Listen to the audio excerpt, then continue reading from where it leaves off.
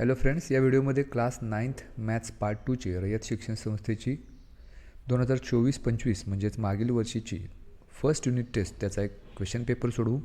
ही 2024-25 या वर्षी म्हणजेच मागील वर्षी झालेली सराव प्रश्नपत्रिका.